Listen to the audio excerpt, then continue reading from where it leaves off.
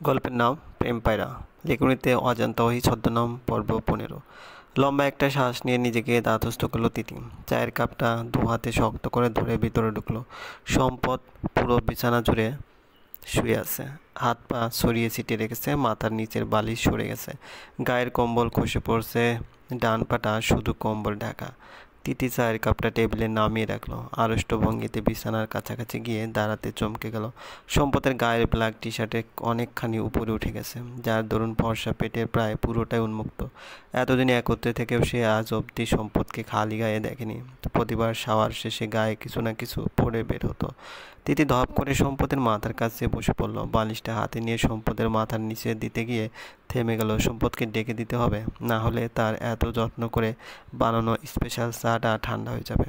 ঘুমের মধ্যে সম্পদ কাত করলো, নড়ে চড়ে আবার সোজা হলো। তিতি গালে হাত দেখে দীর্ঘক্ষণ সম্পদের মুখশ্রীর দিকে চেয়ে রইল। বহুদিনের চক্ষু তৃষ্ণা সে মেটাবে আজ। সম্পদের মুখের দিকে ঝুঁকে সে কাছে থেকে পর্যবেক্ষণ করলো। হঠাৎ করেই তার মস্তিষ্ক অন্য চিন্তা ভর করলো। এরপর সময় সুযোগ হবে কিনা কে জানে। সব চিন্তা বাদ রেখে আচমকা মুখটা নিচু করে সম্পদের দুগালে চুমু খেলো। খুব দ্রুত সরে আসলো সে। কান দিয়ে ধোঁয়া বেরোচ্ছে। লজ্জায় সম্পদের অগোচরে কাজটা করেই তার এত লজ্জা লাগছে। মানুষটা জেগে থাকলে তার আর সাহস হবে না। উঠে দাঁড়িয়ে রুমে পায়ে চারি শুরু করলো সে। সম্পদ এখনও ঘুম থেকে উঠছে না কেন? না, এভাবে অপেক্ষা করা দুরূহ ব্যাপার। কিছুক্ষণ পর সে আমার বিছানার কাছে এলো। হাত বাড়িয়ে সম্পদকে ডাকতে নিতে চোখ মুখ কুঁচকে গেল। কে বলে ডাকবে? সরাসরি সম্পদ, নাকি নাম ধরে না ডেকে বলবে, ও গো শুনছো? এত তাড়াতাড়ি তুমিতে আসা যাবে না। তিতি হাতটা গুটিয়ে নিল, তবে মুখটা নিচু করে যথাসম্ভব নরম গলায় বলল, শুনছেন? এই যে শুনছেন, উঠে পড়ুন, সকাল হয়ে গেছে। সম্পদের কোনো হেলদোল নেই, মরা কাঠের মতো পড়ে আছে। তিতি অসহায় চোখে টেবিলে রাখা চায়ের কাপের দিকে তাকালো। ধোঁয়া ওঠা বন্ধ হয়েছে অনেক আগে। সে গলার স্বর আরেকটু উঁচু করে বলে উঠল, মিস্টার প্রপার্টি, উঠে পড়ুন। আশ্চর্য, উঠছে না কেন? তিতির মনে ক্ষীণ সন্ধ্যের দানা বেঁধে গেল। ইচ্ছে করে শুনছে না নিশ্চয়। সে দ্বিতীয়বার না ভেবে ড্রেসিং টেবিলের দিকে এগিয়ে গেল। পারফিউমের ভারী বোতলটা হাতে নিয়ে সম্পদের দিকে তাকিয়ে দুষ্টুমি ভরা হাসি দিল। বিছানার কাছে এসে একটু জোরে ফ্লোরে ঢিল দিয়ে ধপাস করে বসে ব্যথাতুর কণ্ঠে চিৎকার করলো। সেকেন্ডের ন্যানো বাগের এক বাগ সময় লাগলো সম্পদের। তার অর্থনাদ কানে যেতে এক লাফে উঠে এসে ফ্লোরে বসে পড়ল। তিতির কাঁধ চেপে সমস্ত শরীরে নজর বুলালো। ভয়ার্ত গলায় বলল, কি হয়েছে? পড়ে গেছো তিতি? ব্যথা পেয়েছো? কোথায়? এই তিতি। তিতি ফিক করে হাসতে নিয়ে শেষ মুহূর্তে নিজেকে সামলালো। চোখে মুখে ব্যথা ফুটিয়ে বলল, পারফিউমের বোতলটা হাত থেকে পায়ের উপর পড়ে গেছে, হাড়গোড় সব ভেঙে গেছে বোধহয়। সম্পদ ভয়ানক চিন্তিত চোখে তিথির দিকে এক পলক তাকালো। পরক্ষণে তিথির পা দুটো দু হাতে নেড়েছে দেখে বলল, কোন পায়ে? কি কোনো পায়ে? আর ব্যথা পেয়েছো কোন পায়ে? একটু দেখে শুনে কাজ করতে পারো না? পারফিউমের বোতলটা আমি বিকেলে ওখানে রেখেছি, সম্পূর্ণ নতুন এবং ভীষণ ভারী। ঠিক ওটাই তোমার পায়ের উপর ফেলতে হবে? আমি কি ইচ্ছে করে ফেলেছি? সম্পদ বিরক্তি নিয়ে বলল, কোন কাজটা তুমি ইচ্ছে করে করো? বাদ দাও। কোন পায়ে লেগেছে? তিতি তোতলানো শুরু করলো। ডান পায়ে। ডান পায়ে? ভয়ানক জ্বলছে। সম্পদ আর অপেক্ষা করলো না, হুট করে তিতিকে কোলে তুলে নিল। সঙ্গে সঙ্গে তিতির সর্বাঙ্গে ঠান্ডা একটা কাঁপুনি দিয়ে গেল। এই প্রথম সম্পদের স্পর্শে এলোমেলো হয়ে গেল। তার হৃৎপিণ্ড লাফাচ্ছে, গলা শুকিয়ে আসছে। মনে হচ্ছে সে সত্যি সত্যি অসুস্থ হয়ে যাবে। নিজের শরীরে কাঁপুনি থামানোর জন্য সে দু হাতে শক্ত করে সম্পদের গলা জড়িয়ে ধরে চোখ বন্ধ করলো। ততক্ষণে সম্পদ ওয়াশরুমে ঢুকেছে। বেসিনের উপর তিথির পাটা রেখে ট্যাপ ছেড়ে দিল। ঠান্ডা পানি স্পর্শ পেয়ে তিথির কাঁপুনি আরেক ধাপ বেড়ে গেল।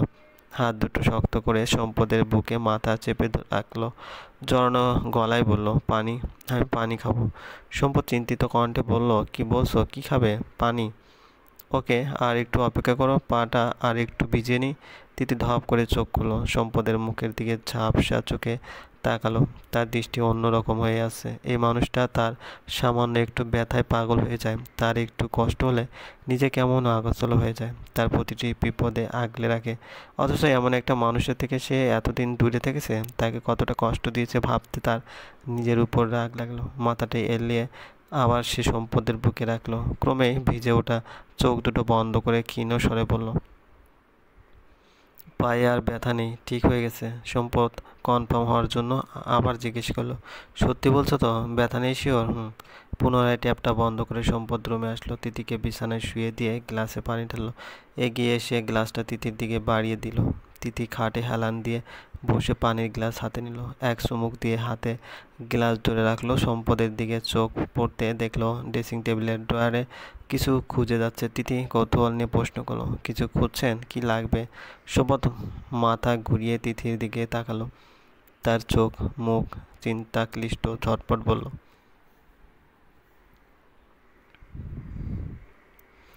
ব্যথার স্প্রে ছিল ড্রয়ারে, কোথাও দেখেছো? স্প্রে করতে হবে না, সামান্য একটু লেগেছে, ব্যথা নেই, একদম ঠিক হয়ে গেছে। তোমাকে যা জিজ্ঞেস করছি তাই বলো, স্প্রে কোথায়? তিথি এক লাফে বিছানা ছেড়ে উঠে দাঁড়ালো, সম্পদকে আশ্বস্ত করতে হাসিমুখে বলল, এই দেখুন না, আমি একদম ঝাক্কাস আছি, নো ব্যথা নো স্প্রে। সম্পদ ঝড়ে গতিতে এগিয়ে এসে তিথির কাঁধ চেপে আবার শুয়ে দিল। ধমকে সুরে বলল, লাঠি দিয়ে পিটিয়ে বাকি ঠ্যাংটা ভেঙে দেবো, চুপচাপ শুয়ে থাকো, আমি স্প্রে করছি।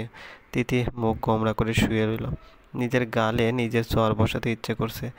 কি এক মুসিবতে পড়লো, একটু রোমান্টিক কথাবার্তা বলতে চেয়েছিল আজ রাতে, অথচ সম্পদ কি সিরিয়াস মুখ করে আছে। অনেক খোঁজাখুঁজির পর সম্পদ স্প্রে হাতে এগিয়ে এলো।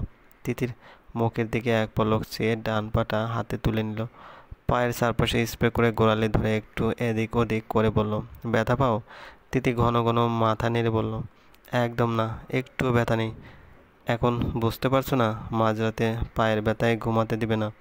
তিথি মিষ্টি করে হাসলো, কিন্তু সম্পদের চোখে পড়ল না, সে মুখ অন্যদিকে ঘুরিয়ে আছে। তিথি মন খারাপ করে বলল, আপনার জন্য চা করেছিলাম, ঠান্ডা হয়ে গেছে এতক্ষণে, নতুন করে আরেক কাপ করব? সম্পদ উঠে দাঁড়ালো, অদ্ভুত দৃষ্টিতে তিথির দিকে চেয়ে বলল, এরকম পা নিয়ে তুমি এখন কিচেনে যাবে? নো ওয়ে, খবরদার, ফ্লোরে পা ফেলবে না। বলে সে টেবিলের পাশে দাঁড়িয়ে পড়ল, ফ্রিজ থেকে চায়ের কাপটা হাতে নিয়ে তিথির দিকে তাকিয়ে চুমুক দিল। সঙ্গে সঙ্গে তার মুখ বিকৃত হয়ে গেল। তিথি ভয়ে চুপসে গেল, মিনমিন করে বলল, চা ভালো হয়নি, দুর্দান্ত হয়েছে, বাংলাদেশ জাতীয় জাদুঘরে রাখার মতো সুস্বাদু হয়েছে। বলে সে এক চুমুক শেষ করলো, কাপটা ফ্রিজে রেখে ওয়াশরুমের দিকে পা বাড়ালো। তিতির মুখে হাসি ফুটে উঠল। সম্পদ ওয়াশরুমের সিটকিনি ভিতর থেকে লক করতে সে তড়িঘড়ি করে বিছানা থেকে নামলো। চায়ের কাপটা হাতে নিয়ে নেড়ে দেখল তলানিতে দুই চুমুকের মতো চা পড়ে আছে। মুচকি হেসে সম্পদ যেখানটায় ঠোঁট লাগিয়েছিল সেখানে ঠোঁট লাগিয়ে সে বাকি চাটুকু মুখে পড়লো। মুখে পড়েই শেষ, আর গিলতে পারলো না। চা তো নয়, যেন বিষ পান করছে সে। কি তিতকুটে, চিনির নাম গন্ধ নেই, পেটে গুলিয়ে বমি আসতে। তিথি ডান হাতের তালুতে মুখ চেপে ওয়াশরুমের দরজায় করাঘাত করলো। সম্পদ দরজা খুলছে না। তিথি শব্দ করে আরও জোরে দরজা ধাক্কানো শুরু করলো। দরজার উপর চর কিল ঘুষি লাথি সহ ছোটোখাটো ঝড় বয়ে যেতে সম্পদ দরজা খুললো। কপাল কুঁচকে বলল, কে? দরজা খুলতে তিথিকে দৌড়ে ভিতরে ঢুকে গেল। বেসিনের উপর মুখ রেখে মুখে থাকা চা নামক তেতো পানীয়টুকু ফেলে দিল। ট্যাপ সেরে বেশ কয়েকবার কুলি করলো, কিন্তু মুখের তেতো ভাব গেল না। মনে হচ্ছে আগামী 1 মাসেও যাবে না, কোনো খাবারের স্বাদও পাবে না। তার মনটা খারাপ হয়ে গেল। ভ্রুযুগল কুঁচকে বলল, চায়ে চিনির বদলে লবণ দিয়েছি, বলবেন না? মুখের স্বাদ নষ্ট হয়ে গেল। চা চামচে 2 চামচ লবণ দিয়েছি, কি সাংঘাতিক। সম্পদের উত্তরে অপেক্ষা না করে তিথি আবার মুখে পানি দিয়ে কুলি করা শুরু করলো। বাম হাতের উন্মুক্ত অংশে সম্পদের হাতের ছোঁয়া পেতে সে চমকে উঠল। ভিতর থেকে এলোমেলো হয়ে গেলেও বাইরে শটান দাঁড়িয়ে রইল। বেসিনের আয়নায় নিজের লজ্জা মিশ্রিত মুখ দিকে দ্রুত মুখে পানির ঝাপটা দিল। সম্পদ আরও কাছে ঘেঁষে দাঁড়িয়ে বলল, ইচ্ছে করে চায়ে চিনির বদলে লবণ মিশিয়েছো, তাই না? তিথি চমকে গেল। সে তো ইচ্ছে করে চায়ে লবণ দেয়নি। সম্পদ বাসায় ফিরেছে সেজন্য খুশিতে একটু অন্যমনস্ক হয়ে গেছিল, আর তাতে অঘটনটা ঘটে গেল। সে মুখ ঘুরিয়ে সম্পদকে দিকে আঙ্গুল তুলে বলল, খবরদার মিস্টার। মস্তিষ্কে সাজানো বাক্যটা মুখ নিঃসৃত হওয়ার আগেই তিথি থেমে গেল। হাঁ করে সে সম্পদের দিকে চেয়ে রইল। সম্পদ ইতিমধ্যে টি শার্ট খুলে ফেলেছে। তার 2 বাহু ভেজা, মুখ ভেজা, কপালের চুলগুলো থেকে পানি গড়িয়ে গলা পর্যন্ত নামছে। উন্মুক্ত বুকের কিছু অংশ ভেজা। তিথি শুকনো ঢোক গিলে চোখ সরিয়ে নিল। সম্পদ সোজা হয়ে তার সামনে দাঁড়ালো, এক পা এগিয়ে তিথির কাছাকাছি দাঁড়িয়ে বলল, থেমে গেলে কেন? তিথির মুখটা উঁচু করে চোখ তুলে তাকালো, সরাসরি সম্পদের চোখের দিকে নয়, তার লোমশ বুকের দিকে। কয়েক পা পিছিয়ে বিড়বিড় করে কিছু একটা বলল। সম্পদ আবার এগিয়ে গিয়ে তিথির কাছ ঘেঁষে দাঁড়িয়ে বলল, ইচ্ছাকৃতভাবে চায়ে লবণ মিশিয়েছো, তাই না? তিথি কেমন ঘোরের মধ্যে চলে গেছে, তার কানে কিছুই ঢুকছে না, চারপাশে কেমন অন্যরকম লাগছে, বুকের ভিতর অজানা সুখেরা উড়ে বেড়াচ্ছে, নিজেকে বড্ড বেশি অগোছালো মনে হচ্ছে। সম্পদের কথায় শুধু মাথা উপর নিচ করে বলল তিথি পিছন থেকে পিছিয়ে যাচ্ছে কেন সে জানে না। সম্পদ ধীর পায়ে তার দিকে এগিয়ে যেতে যেতে বলল, আমাকে জ্বালানোর জন্য, তাই তো? তিথির দরজার পিঠ থেকে গেছে, আর পিছাতে পারল না। সম্পদ তার গায়ের সাথে গা লাগিয়ে দাঁড়িয়ে বলল, ভবিষ্যতে চায়ে আবারও লবণ মিশাবে? সম্পদ তিথির পায়ের দিকে তাকালো, তারপর আবার মুখটা নিচু করে তিথির দিকে ঝুঁকে বলল, পায়ে ব্যথা পাওয়ার অংশটুকু নাটক ছিল? তিথির কথা শেষ হতেই সম্পদ ডান হাতের আকারে মুখ ভর্তি পানি তিথির মুখে ছুঁড়ে মারল। তিথি সঙ্গে সঙ্গে চোখ বন্ধ করে ফেলল, হুঁশ ফিরতে বন্ধ চোখ চেঁচিয়ে বলল, মাত্র সন্ধ্যার সময় শাওয়ার নিয়েছি, আবার ভিজিয়ে দিলেন কেন? কোনো উত্তর এলো না, তবে কয়েক সেকেন্ড পরেই তার কপালে কারো ঠোঁটের স্পর্শ পেলে।